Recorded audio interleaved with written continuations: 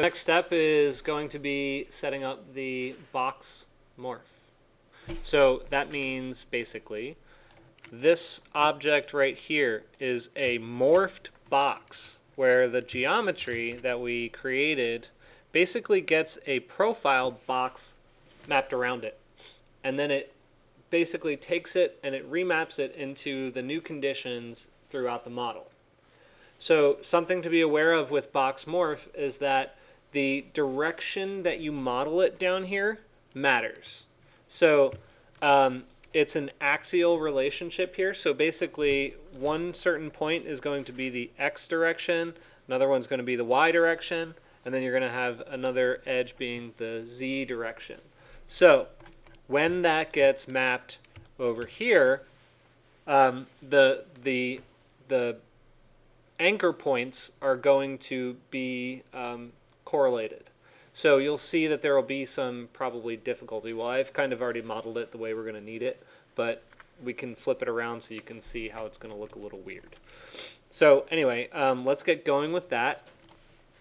The other thing is I want to quickly go over eliminating redundancy.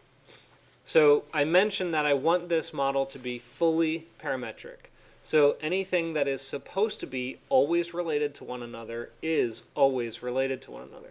So that means something like this, where I know that I did an exact duplicate of one surface to another, and I know that I always want the relationship of those two surfaces to be exactly the same. Otherwise, I might have my glass fin lofts jumping across to the next adjacent panel when I didn't really intend for it to do that. So to eliminate this redundancy, all I have to do is make sure that the connection is fully parametric.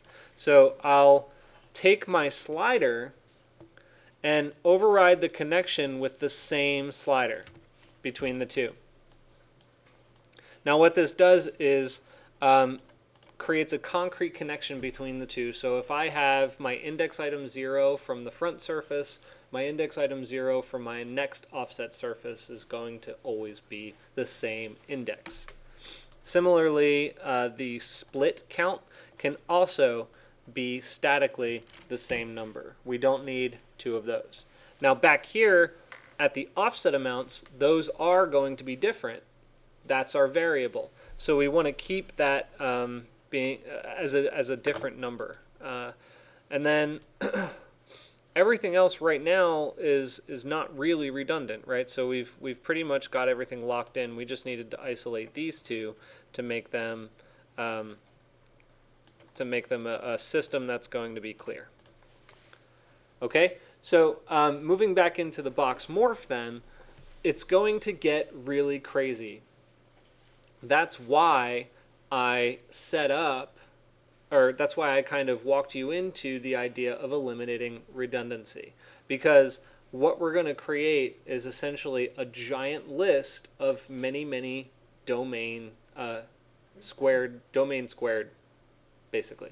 So the surface box tool is going to, if you look at the description, let's go up under transform morph surface box. It creates a twisted box on a surface patch. And to explain more precisely what that does, I want to show you just some images on Google of patterning that's done with it, because that's a really powerful tool for patterning. But I think that one of the most versatile ways of using this tool is with assemblies. And you'll understand why in just a second. But it's not just one box. It's actually, let's see, we'll call it surface box and box morph.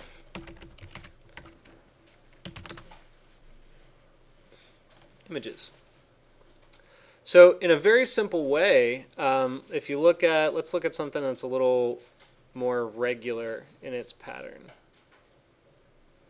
People do some really crazy things in here, but something like this, right?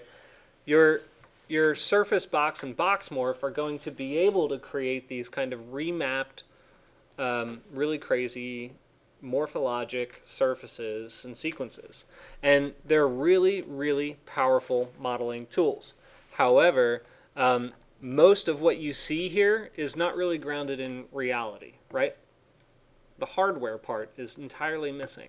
But you can use, just like we went from your subdivisions down to the next level to kind of create layered subdivisions, you can do layered surface boxes. So the construct of a surface box is basically a subdivision of a surface, but it's extruding that surface outward to create a box with it.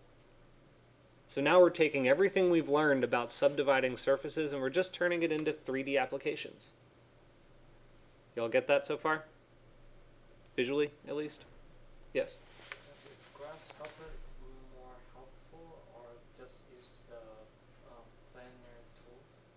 Paneling tools? Paneling tools? Depends. Paneling, I don't really know paneling tools as much, but yes, the functions are very similar in a lot of them. You can kind of go either way. But the fact is, Grasshopper has much more advanced modeling tools. So you can use it in concert with your form generation tools. And we'll get to that in the next unit, actually. Next week, we're going to do form generation as it relates to the architectural condition. Okay, jumping back into it. So surface box, right? So it's going to require a surface and then a surface domain. So that part's really important. If I just applied it to each of the individual surfaces themselves, then it would create a box on that surface. So let's do that real fast. Get rid of that. So like I said, the individual surfaces. So I'm going to take this whole thing and kind of move it down here a little bit. And the individual surfaces being this right here. So this is my glazing surface, right? The subdivision of that surface.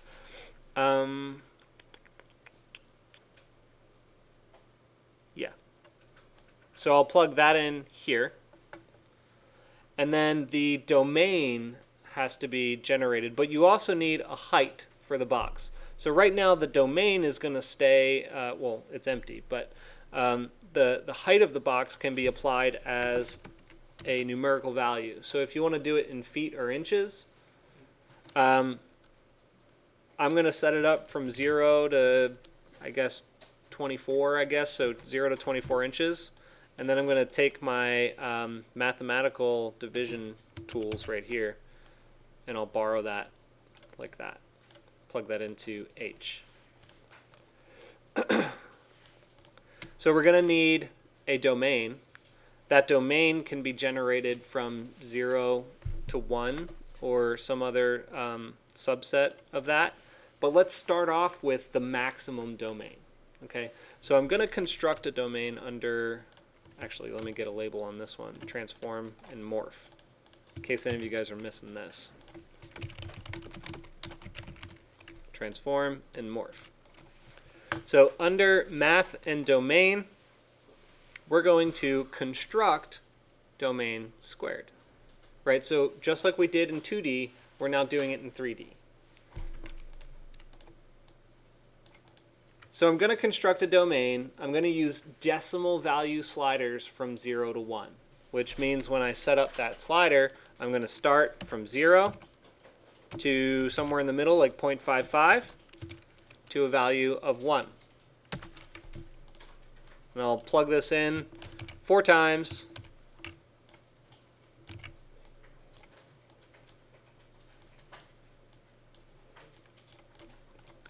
And if we're going to do the maximum domain is going to be a minimum of 0, maximum of 1. V minimum of 0, V maximum of 1. And then plug that into D. And the only other thing that you guys must remember about creating a domain or constructing a domain is that if you want it to size on the original surface object, you have to reparametrize it so that it's parametrically modifying the domain of the original geometry. Do you remember that? I think this is only the second time I've introduced it to you, so it's okay if you don't totally remember it yet. So the surface is what gets reparametrized. Now you won't really see much yet because obviously my height is set to 0, so it doesn't exist. So if I pull it up to, say, 24, what you're going to see is this. So it basically just creates a box frame extruding from the front of my facade.